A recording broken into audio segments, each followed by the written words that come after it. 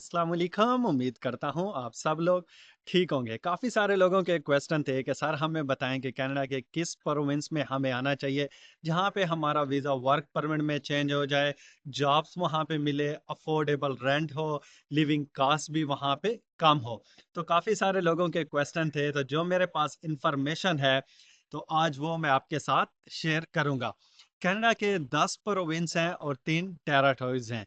तो आज इनकी सारी डिटेल मैं आपको इस वीडियो में बताऊंगा। वहाँ की मिनिमम वेज का भी बताऊंगा, टैक्सेस का भी बताऊंगा, आपको बेनिफिट का भी बताऊंगा कि वहाँ पे आपको बेनिफिट क्या क्या मिलते हैं। कनाडा की जो टोटल पॉपुलेशन है वो 40 मिलियन प्लस है।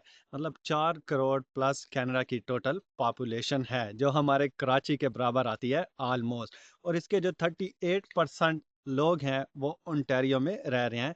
ये कनाडा का प्रोविंस है ओंटारियो, जहाँ पे मैं भी ओंटारियो में रह रहा हूँ। अब ओंटारियो भी काफ़ी बड़ा है, ये भी काफ़ी बड़ा प्रोविंस है और हर लोगों की यही कोशिश होती है कि हम ओंटारियो में आएँ। अब जिसका कोई रिलेटिव रहता है या दोस्त रहता है, अगर कोई भी नहीं रहता है, तो वो यूट्यूब पे वीडियोस वगैरह देखते हैं और वो लोग कहते हैं कि हम ओंटारियो में जाएंगे। वहाँ पे ओंटारियो में अब जीटीएस में आ जाते हैं, टोरंटो आ जाता है, स्कारब्रो आ जाता है, ब्रॉम्पटन आ जाता है, मिसिसागा और भी बहुत सारे इसमें ऐसे सिटीज़ हैं जहाँ पे अपनी कम्युनिटी बहुत ज़्यादा रहती है। और यहाँ पे आपको देसी लोग भी काफ़ी ज़्यादा मिलेंगे, आपको खाने वगैरह भी यहाँ पे काफ़ी ज़्यादा मिलेंगे।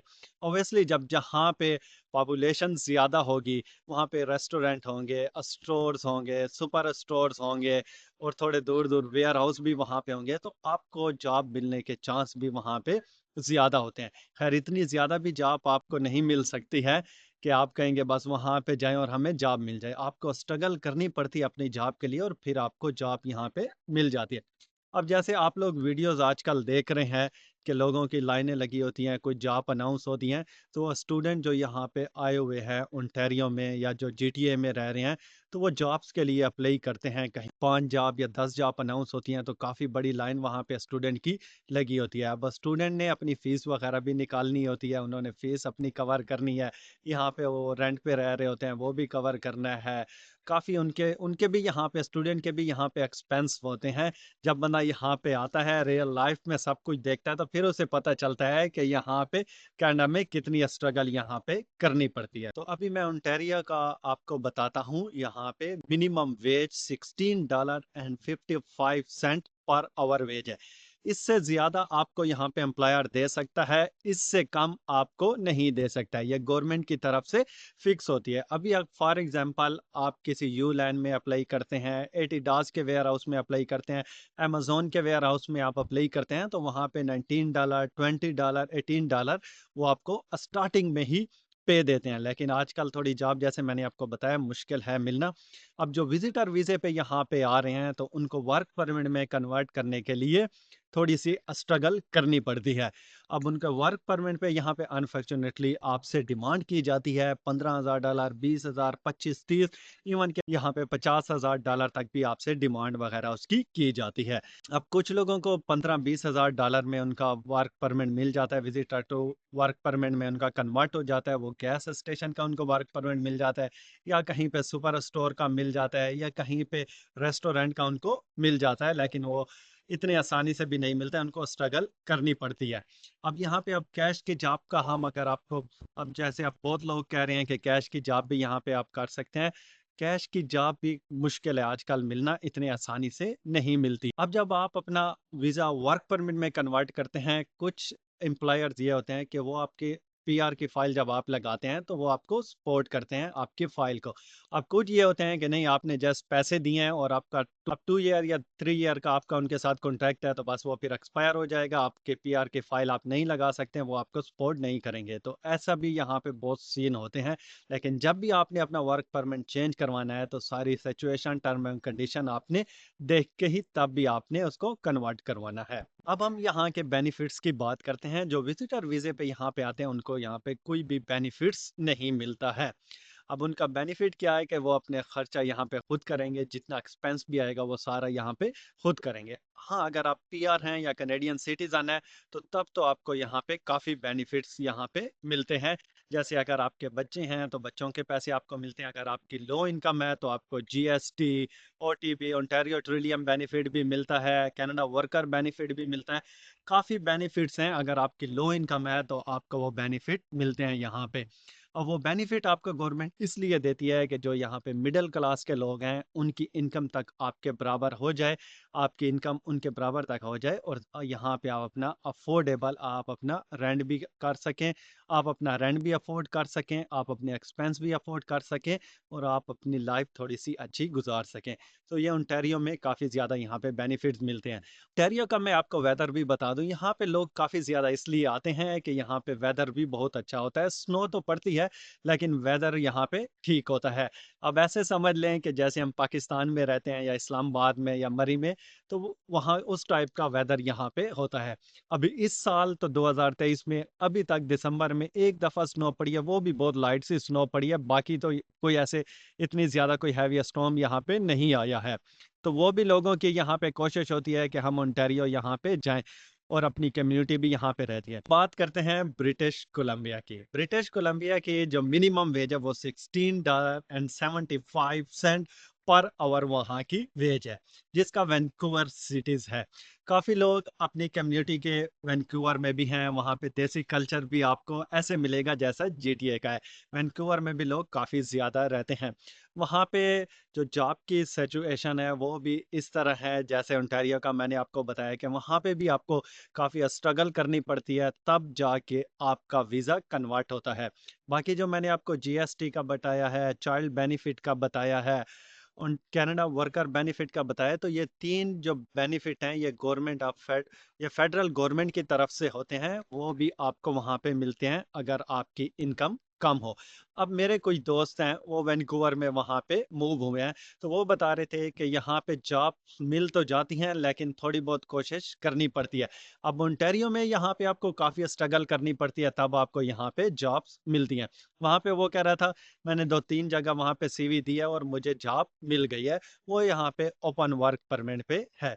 वो कहीं पे भी वो जॉब्स कर सकता है। कनाडा के किसी प्रोविंस में भी जाके जॉब कर सकते हैं। अब जो क्लोज़ वर्क परमिट है, वो आप एक एम्प्लॉयर के साथ कर सकते हैं। जो ओपन वर्क परमिट है, आप कहीं पे भी कनाडा में जॉब्स वगैरह कर सकते हैं। न्यू ब्रांसविक का भी काफ़ी लोग पूछ रहे थे कि सर हमें न्यू ब्रांसविक का बताएं, उनकी वीडियोस हम बहुत देखते रहते हैं यूट्यूब पे। लोग कहते हैं वहाँ पे जॉब ही जॉब है, काफ़ी ज़्यादा जॉब है, वहाँ पे इतनी डिमांड है जॉब्स की कि बंदे नहीं हैं जॉब्स के लिए वहाँ पे। तो वहाँ की जो मिनिमम वेज है वो है $14.75। वहाँ के वेदर का भी मैं आपको बताऊं कि वहाँ पे ओंटारियो और ब्रिटिश कोलंबिया से ज़्यादा ठंड वहाँ पे रहती है, और अपनी कम्युनिटी के लोग आपको वहाँ पे कम मिलते हैं। जैसे आप लोग सोशल मीडिया पे देखते हैं कि वहाँ पे जॉब है, ऐसा कोई भी सीन नहीं है, वहाँ पे भी ऐसी जॉब नहीं है। जब पॉपुलेशन कम होगी तो वहाँ पे स्टोर्स भी कम होंगे, थोड़े से कंपनियां होंगी, तो जहाँ पे पॉपुलेशन होती है वहाँ पे जॉब्स की अपॉर्चुनिटी भी ज़्यादा होती है। कहते हैं कि सर वहाँ पे हमारा वर्क परमिट भी हमें मिल जाएगा, पीआर भी आसानी से मिल सकती है। ऐसे कुछ भी आसानी से वहाँ पे नहीं मिलता है। वहाँ अगर आप वहाँ पे स्टूडेंट लाइफ देखें, जो स्टूडेंट वहाँ पे न्यू ब्रांसविक में मूव हुए हैं उनकी देखें, वहाँ पे मैंने कुछ लोगों से इंफॉर्मेशन भी लिया। वो कहते हैं सर हम ओंटारियो से वहाँ पे मूव हुए हैं, हमें गाइड किया गया था कि वहाँ पे आपको जॉब भी मिल जाएगी, आपको पीआर भी आसानी से 1 साल में मिल जाएगा। लेकिन कह रहे हैं पीआर तो अभी तक कोई नहीं मिला है, लेकिन जॉब यहाँ पे मिल गई है। वो भी मिनिमम वेज जो है वहाँ पे उस वेज पे हमें काम कर रही हैं। अब जैसे ओंटारियो में यहाँ पे लोग ज़्यादा देते हैं, कम नहीं देते हैं। वो वहाँ पे मिनिमम वेज पे काम कर रही हैं, और कुछ लोग वहाँ पे मूव हुए हैं जो मेरे सब्सक्राइबर हैं। वो डायरेक्ट पाकिस्तान से, दुबई से वो न्यू ब्रांसविक वहाँ पे गए थे, ओंटारियो नहीं आए थे। उनको किसी ने गाइड किया था कि वहाँ पे आपका वर्क परमिट मिल जाएगा, visitor visa to work permit में आपका चेंज हो जाएगा आसानी से। जैसे लेकिन वो वहाँ पे पहुँचे हैं, उन्होंने वहाँ पे बातचीत की है, लॉयर से की है, कंसल्टेंट वगैरह से की है, एम्प्लॉयर से की है, तो सभी उनसे डिमांड कर रहे थे पैसों की। कोई कह रहा था 15,000, 20,000, $25,000 तक उनसे डिमांड की गई थी। तो वो मुझसे पूछ रहे थे कि सर अब हम क्या करें? अब उसमें कुछ एम्प्लॉयर थे, उन्होंने कहा है कि हम आपकी पीआर की फाइल को भी सपोर्ट यहाँ पे करेंगे। अगर हमारे पास काम वगैरह करते हैं तो तब हम आपकी पीआर की फाइल को सपोर्ट करेंगे। अब देखें जब आपकी अपनी पीआर की फाइल आपकी उसी टाइम भी नहीं लग जाती है, पीआर की फाइल भी आपको थोड़े टाइम बाद लगानी पड़ती है। वहाँ पे भी ऐसे नहीं है कि आप जाएँ और आपका फ्री में वर्क परमिट चेंज हो जाए। इस टाइम जो कनाडा में सिचुएशन है वर्क परमिट में चेंज करवाने की, वो बहुत ही हार्ड है, काफ़ी स्ट्रगल करनी पड़ती है। जब लोगों का चेंज नहीं होता है तो वो फिर क्या करते हैं, असाइलम यहाँ पे अप्लाई कर देते हैं। जब आप यहाँ पे असाइलम अपना अप्लाई करते हैं तो उसके बाद आप अपना वर्क परमिट के लिए अप्लाई करते हैं। जब आपका असाइलम अप्रूव हो जाता है, रेफ्यूजी अप्रूव हो जाता है, तो फिर आपको वर्क परमिट भी मिल जाता है। वो ओपन वर्क परमिट होता है, फिर आप यहाँ पे कनाडा में काम कर सकते हैं। फिर आपको ये है कि पैसे नहीं देने पड़ते उस वर्क परमिट के, आप यहाँ पे काम कर सकते हैं। जो आप अपना visitor visa to work permit में कन्वर्ट करवाते हैं, वो आजकल कनाडा में काफ़ी हार्ड है। या तो आपके पास पैसे हैं, उसको कन्वर्ट करवाएँ और आप जॉब यहाँ पे करें और उसके बाद आप अपनी फैमिली को यहाँ पे बुलाएँ। एक मेरे सब्सक्राइबर थे कराची से, उनको विज़िटर वीज़ा यहाँ पे मिल गया था। वो ओंटारियो में भी आए हैं, यहाँ पे भी काफ़ी स्ट्रगल उन्होंने किया है। उसके बाद वो न्यू ब्रांसिक मूव हुए हैं। वहाँ पे भी वो जाके उन्होंने देखा है कि मैं अपना कन्वर्ट करवा सकूँ, उनका कन्वर्ट नहीं हुआ है। तो मुझे भी मिल के उनसे बहुत अच्छा लगा था, जो मुझसे हो सका मैंने उनके साथ हेल्प की है। तो एंड पे उन्होंने क्या किया, उन्होंने कहा है मैं यहाँ पे असाइलम अप्लाई नहीं करता हूँ, मैं वापस जाता हूँ पाकिस्तान, पाकिस्तान जाके मैं दोबारा यहाँ पे आ जाऊँगा और फिर उसके बाद देखूँगा कि अगर मेरा वर्क परमिट में चेंज हो जाता है तो ठीक है, नहीं तो फिर नेक्स्ट स्टेप बाद में देखेंगे। क्योंकि जब आप यहाँ पे अपना असाइलम डालते हैं तो आप बैक कंट्री इतने आसानी से नहीं जा सकते हैं, जब तक आपके पीआर या सिटीज़नशिप ना हो। क्योंकि आप असाइलम यहाँ पे इसलिए डालते हैं कि मेरी लाइफ़ को वहाँ पे खतरा है, तो वो आपको असाइलम यहाँ पे मिल जाता है। जब आप वापस जाते हैं तो फिर आप दोबारा इस कंट्री में नहीं आ सकते हैं। तो इसलिए उन्होंने असाइलम नहीं डाला था, क्योंकि उनकी फैमिलीज़ वहाँ पे थी, बैक होम में थी, उनके बच्चे थे, मिसेज़ थी, वो सारे वहाँ पे थे, तो उन्होंने कहा है कि मैं असाइलम यहाँ पे अप्लाई नहीं करता हूँ। अगर आप ओंटारियो में आते हैं, यहाँ पे आपको जॉब में स्ट्रगल करनी पड़ती है, लेकिन आपको जॉब यहाँ पे मिल जाती है। मैंने आपको रेंट का तो बताया नहीं, ओंटारियो का जो रेंट है यहाँ पे आपको, अगर आपने फैमिलीज़ के साथ यहाँ पे लेना है तो वो आपको मिल जाएगा $1500 टू 1700, 1 बेडरूम की बेसमेंट का आपको मिलेगा। और अगर आपने 2 बेडरूम लेना है तो वो $2000 तक आपको यहाँ पे मिल जाएगा। किसी का ये होता है कि वो 30% आपको यूटिलिटी देना पड़ता है और किन का यूटिलिटी इंक्लूड होता है। अगर आप यहाँ पे सिंगल हैं, स्टूडेंट हैं और आपने एक रूम लेना है तो वो $700 से लेके $900 यहाँ तक पे है। $1000 भी यहाँ पे कुछ लोग करते हैं।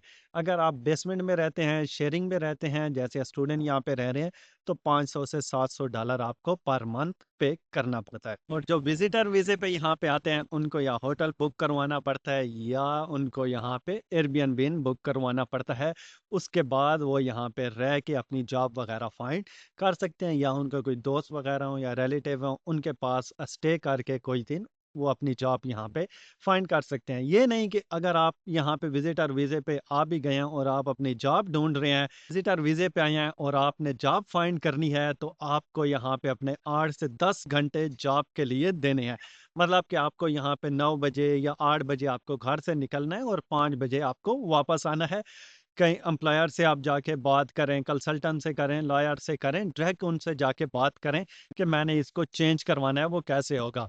या आप उनको मेल पे भी आप कॉन्टैक्ट कर सकते हैं। ये नहीं कि आप यहाँ पे आए, 1-2 जगह गए या किसी यूट्यूबर से आपने राब्ता किया, नहीं हो रहा और आप उदास होके बैठ गए और आपने असाइलम अप्लाई कर दिया। आप शुरू के कुछ दिन आप अपने आप को दें, अपनी जॉब को दें, अपना फ्यूचर बनाने के लिए यहाँ पे दें कि वहाँ पे जाके उनसे खुद मिलें, अपनी सीवी बनाएँ, कनेडियन बेस की सीवी बनाएँ और वहाँ पे एम्प्लॉयर को दे के आएँ और उनसे बातचीत करें। जब तक आप कहीं पे जाएँगे नहीं, किसी से मिलेंगे नहीं, तो आपका कैसे वर्क परमिट चेंज होगा, आपको कैसे जॉब मिलेगी? आपको ये स्ट्रगल वगैरह तो करनी ही पड़ेगी। आई होप कि आज की वीडियो आप लोगों को अच्छी लगी होगी। बाकी अगर आपका कोई क्वेश्चन है तो आप मुझे इंस्टाग्राम पे मैसेज कर सकते हैं, मैं आपको एज़ सून एज़ पॉसिबल वहाँ पे रिप्लाई कर दूँगा। जब आप कनाडा आ जाएँ, आप मुझे अपना नंबर मैसेज करें कनाडा का, मैं आपको खुद कॉल करूँगा। अगर आप कनाडा में नहीं हैं, आप किसी और कंट्री में हैं, तो तब आपसे व्हाट्सएप पे बात नहीं हो सकती है। कनाडा में आप आ गए हैं, तो तब आपसे मैं खुद बात भी करूँगा, जितनी मुझसे होगा मैं आपकी हेल्प भी करूँगा। और मिलेंगे एक और नई वीडियो के साथ, तब तक के लिए टेक केयर एंड अल्लाह हाफ़िज़।